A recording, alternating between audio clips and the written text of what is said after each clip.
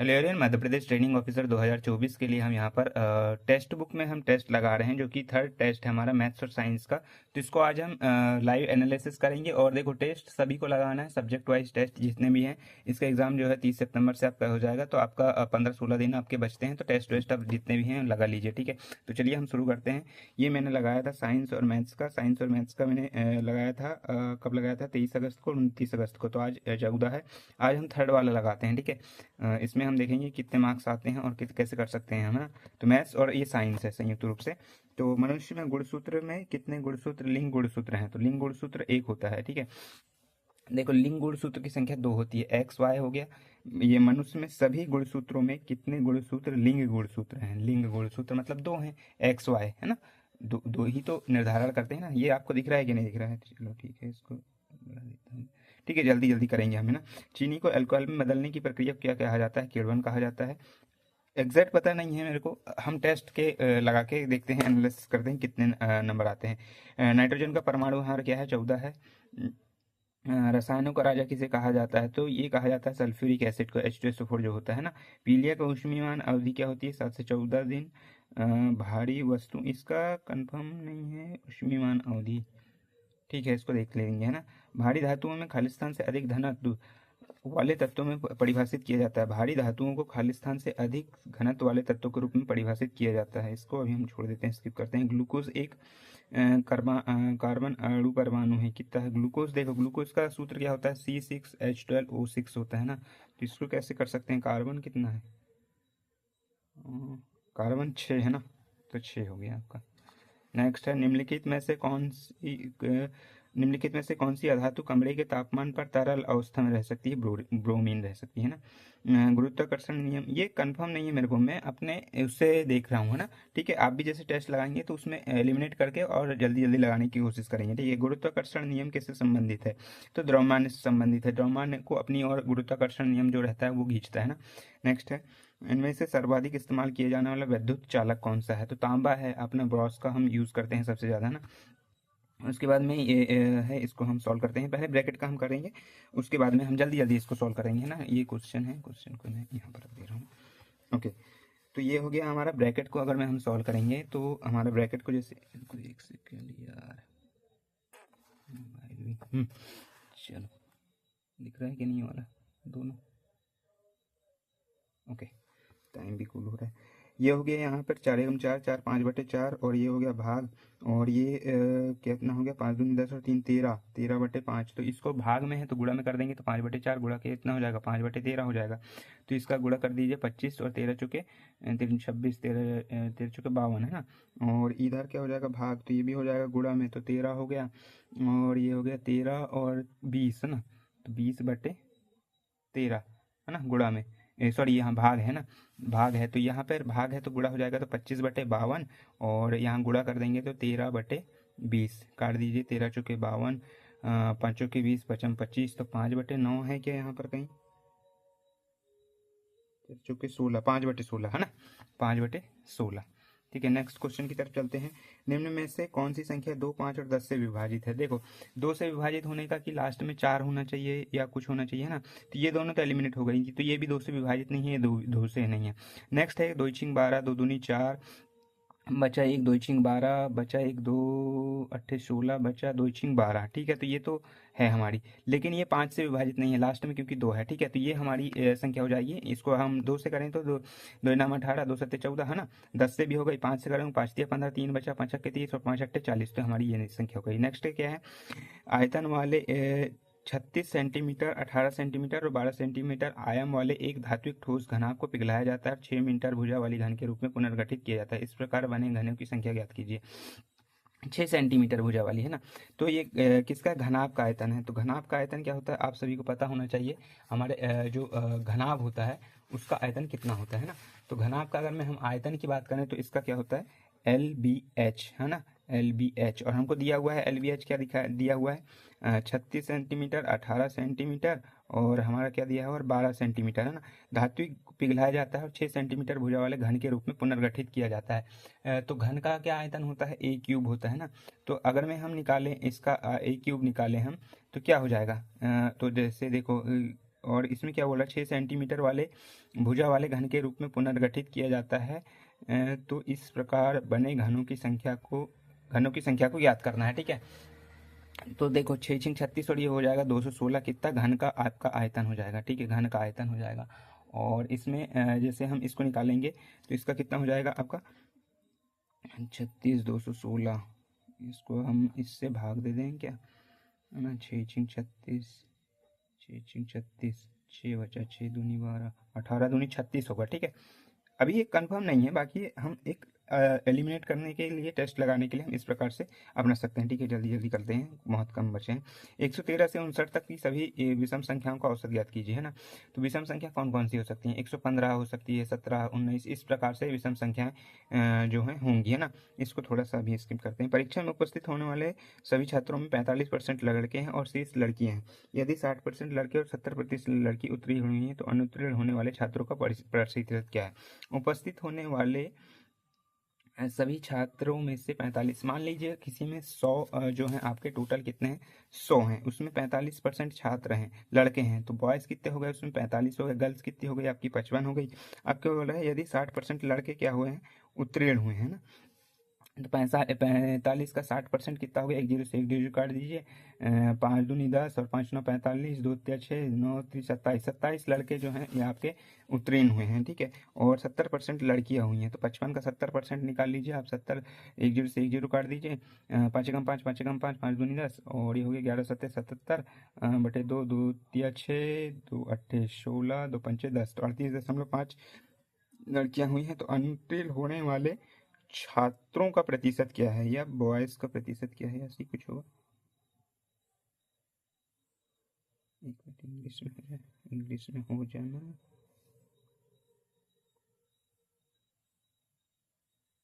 Student, सभी student का क्या है परसेंटेज, देखो ना। ठीक है, ये बोला है कि सभी परसेंट अनुत्तीर्ण होने वाले छात्रों का परसेंट क्या है। तो देखो सभी 45% लड़के हैं, शेष लड़कियां हैं, 60% लड़के, और ये सभी उत्तीर्ण हो गए, है ना। तो ये उत्तीर्ण कितने हुए हैं, 27 हुए हैं और 38 हुई है ना। यार इसको कैसे निकलेंगे हम यार, 55 लड़की का 70%, 1 0 से 1 0, 5 एकम 5, 5 एकम 5, 5 दूनी 10, 2 3 6 और 2 5 10, और 11 पना 55 और 5 और 11 कितने, 30, 38 बटे 5, 38.5 को कैसे लिखेंगे यार, चलो दशमलव में आएगा वो, है ना। तो क्या हो गया, उत्तीर्ण होने वाले, टोटल उत्तीर्ण कितने हुए हैं, 27 हुए हैं और 28.5 हुए हैं ना। तो टोटल उत्तीर्णों की संख्या परसेंट हम निकाल सकते हैं 0.5, और ये हो गया 7 7 14 15, और हासिल का 1 है ना, तो ये हो गया 3 और 3 6, 65.5 जो है उत्तीर्ण हुए हैं। तो अनुत्तीर्ण की संख्या कितनी हो गई, अनुत्तीर्ण की संख्या बोल रहे हैं ना, अनुत्तीर्ण की संख्या कितनी होगी आपका 34.5 होगी। ठीक है, 34.5। नेक्स्ट क्या है, पेज पलटा नहीं क्या इधर, ओके।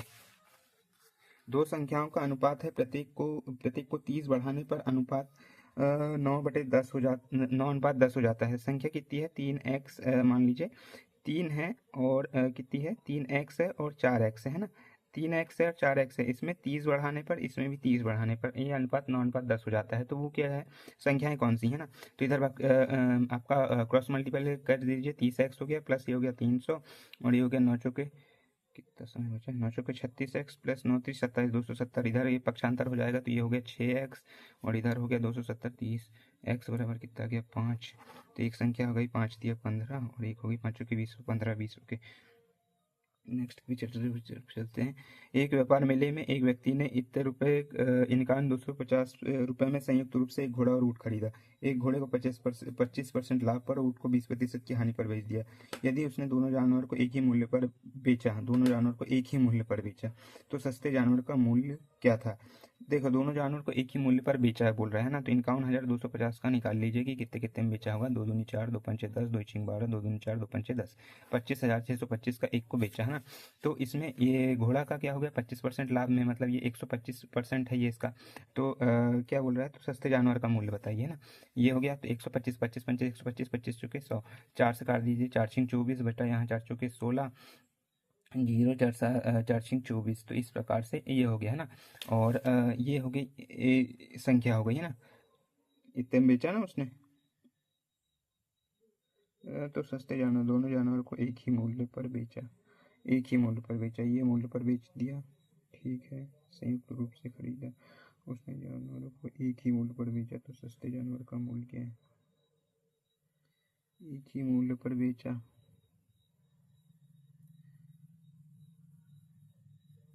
उनको 20% की हानि, अगर मैं 25,625 का अगर मैं 80% निकालें तो कितना होगा? 1 0 से 1 0 काट दीजिए, 2 चौके 8, 2 पंचे 10, 5 25 बचे कम 5, 5 दूनी 10, 5 25, 4 पंचे 20, 4 दूनी 8, तो 10, 4 एकम 4, 5 4 पंचे 20, 20,500। इसको थोड़ा स्किप करते हैं, ठीक है। नेक्स्ट क्वेश्चन है, एक साइकिल चालक 120 मिनट में 20 किलोमीटर चलता है और 150 मिनट में 25 किलोमीटर। साइकिल चालक की औसत चाल क्या है? देखो, तो 120 मतलब कितना, 2 आवर में कितना चल रहा है? 20 किलोमीटर। तो इसकी गति कितने हो गई आपकी? 20/2 कर दीजिए, 10 किलोमीटर पर आवर हो गई, है ना। 10 किलोमीटर पर आवर हो गई। और नेक्स्ट वाला क्या बोल रहा है? 150 मिनट, 150 मिनट में 100, ओके,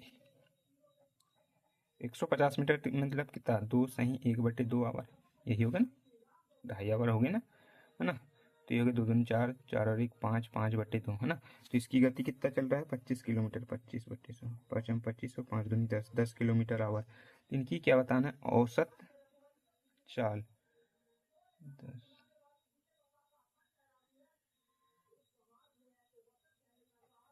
40,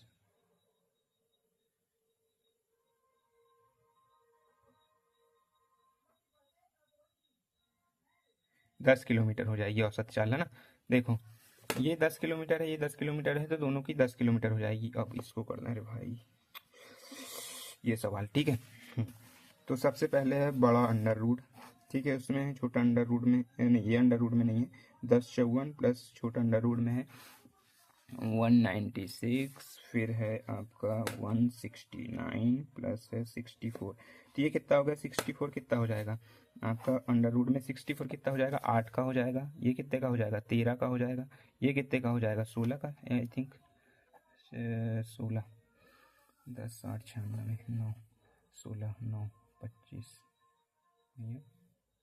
ये कितने का होगा? 13, 14 का हो जाएगा क्या? 14 एकम 14, 14 दूनी 28, 14 तीन 42, 14 चौके 56, 5 14 19 196, हाँ 14 का, है ना। प्लस 10 54, अब इन सबको जोड़ दीजिए, तो ये हो गया आपका कितना हो जाएगा? 4 4 8 और 8 8 16, 16 और 3 19, 19 की 1 हासिल का 19 की 9 हासिल का 1, 5 और 1 6 7 8 0, 1089 हो गया। तो 1089 किसका होगा? अब ये पता रहना चाहिए। तो इसका तो होगा नहीं, इसका 981, ये दोनों का तो होगा नहीं, क्योंकि 981 एक एक कमी, ये तो एलिमिनेट हो गए। तो 33 का हम करके देख लेते हैं, 33 गुणा 33, तीतर का 9, तीतर का 9, तीतर का 9, तीतर का 9, 9 9 18 1089, 33 का है, ठीक है। तो ये हो गया 33, सॉरी, ओके 33 का है। तो इसमें नेक्स्ट क्वेश्चन है, हाँ, रवि एक कार्य को 40 दिन में कर सकता है, सुधा उसी कार्य को 60 दिन में। पहले सुधा शुरू एकांतर दिन में कार्य करते हैं, तो कार्य कितने दिनों में पूरा हो जाएगा? एकांतर दिन में, एक के बाद एक कर रहे हैं, ठीक है। तो रवि एक कार्य को 40 दिन में कर रहा है, सुधा उसी कार्य को कितने 60 दिन में कर रही है। इनका एलसीएम अगर मैं ले हैं तो 40, 20 दूनी 40 और 20 दिया 60, तो यहाँ कितना आ गया? 3, यहाँ कितने आ गए? 2। ये टोटल वर्क हो गया, ये हो गया डेज में हो गया, और ये हो गया उनकी इफिशेंसी, ठीक है। तो ये क्या बोल रहा है? तो कार्य कितने दिनों में पूरा हो जाएगा, ठीक है। ये हो गया 5, टोटल कितना? 2 6 6 दूनी 12, टोटल वर्क है 120, है ना। और 5 120, 5 छक्के 30। तो कार्य तो कितने दिन में हो जाएगा? 60 दिन में कंप्लीट हो जाएगा, है ना। एक कार्य सुधा उसी कार्य को 60 दिन में कर सकती है। यदि पहले दिन सुधा से शुरू करके एकांतर दिनों में ये कार्य करते हैं, तो कार्य कितने दिनों में पूरा हो जाएगा? 5, रुको 1 मिनट, 5 से काटेंगे ना 120 को, 5 दूनी 10, 5 चौके 20, 24 दिन में। लेकिन एक दिन के अंतर में करते हैं तो 24 दूनी 48, ओके। नेक्स्ट कितने बच्चे क्वेश्चन? 3 क्वेश्चन नहीं कर पाए। छठवां क्वेश्चन क्या है इसका पहले हम देखते हैं। भारी धातु खालिस्तान से अधिक घनत्व वाले तत्व के रूप में परिभाषित किया जाता है। भारी धातु को 5 ग्राम पर सेंटीमीटर क्यूब, 3 ग्राम पर सेंटीमीटर क्यूब, 2 ग्राम पर सेंटीमीटर क्यूब, 4 ग्राम पर सेंटीमीटर क्यूब, कितना किया जाएगा इसको यार? कुछ भी कर दो ना, 5 कर दो, ओके। 14 वाला क्वेश्चन, 113 से 169 तक सभी विषम संख्याओं का औसत क्या होगा? 159 प्लस 1 2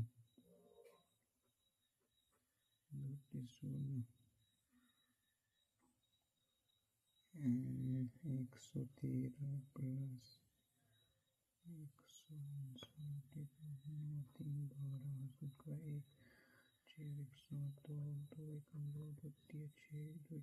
136। ठीक है, नेक्स्ट है 17। व्यापार मेले में एक व्यक्ति को 51,000 रुपये संयुक्त रूप से, अरे ये वाला घोड़ा वाला वही तो निकाले थे, तो उसे दोनों जानवर को एक ही मूल्य पर बेचा तो सस्ते। अरे भाई टाइम ही हो गया भाई, ये ऐसा होता है भाई साहब, टाइम हो गया, एक क्वेश्चन नहीं कर पाया अपन, है ना। 15 मिनट का समय रहता है क्या? 2 क्वेश्चन गलत, 1 क्वेश्चन अटेम्प्ट नहीं कर पाए। क्वेश्चन कौन सा हुआ ये गलत? मनुष्य में गुणसूत्र में लिंग गुणसूत्रों की संख्या कितनी होती है? 2 ही तो लगाए थे क्या? 1 लगा दिए थे क्या? जल्दबाजी में 1 लगा दिए होंगे यार, नहीं तो अपन ने करे थे ना उसको सॉल्व की, एक्स वाई होता है कह के, है ना, ये वाला करे थे तो ठीक हुआ। चलो जो भी है ना। और 5वां वाला उसमें अवधिमान 20 से 35, ठीक है। तो और मैथ्स के तो कोई गलत नहीं हुए, एक ही कर ही नहीं पाए अपन, 2000 20,000 आ रहा है इसमें, है ना, इस प्रकार से इसका। तो ये सोल्यूशन है, ठीक है। बैंक वैंक बता दे रहे हैं अपन कितनी आई है अपनी। साइंस और मैथ्स के MPIT के लिए हमने लगाए थे, रैंक 16 आई है, 216 लोगों ने लगाए हैं, तो अपन अभी बहुत पीछे हैं। तो इसको बढ़ाने की कोशिश करेंगे नेक्स्ट टेस्ट में, है ना, नेक्स्ट टेस्ट में बढ़ाने की कोशिश करेंगे। इसके पहले हमारी रैंक जो है 18 है, 2 है और 16 है, ठीक है। अब नेक्स्ट हम देखते हैं कब लगाते हैं, बाकी आप भी टेस्ट जरूर लगाइएगा। और बेसिक कंप्यूटर में हमारे बहुत कम नंबर आ रहे हैं भाई साहब। अरे ये तो कोपा वाला खुल गया भाई, सब्जेक्ट टेस्ट, हाँ। इसमें कंप्यूटर के मैंने कितने लगाए हैं? 2 लगाए हैं, एक में 13 है, एक में 12 है। इनको भी हम कभी लगा के देखते हैं, ठीक है। बाकी मिलते हैं नेक्स्ट वीडियो में, तब तक के लिए थैंक यू।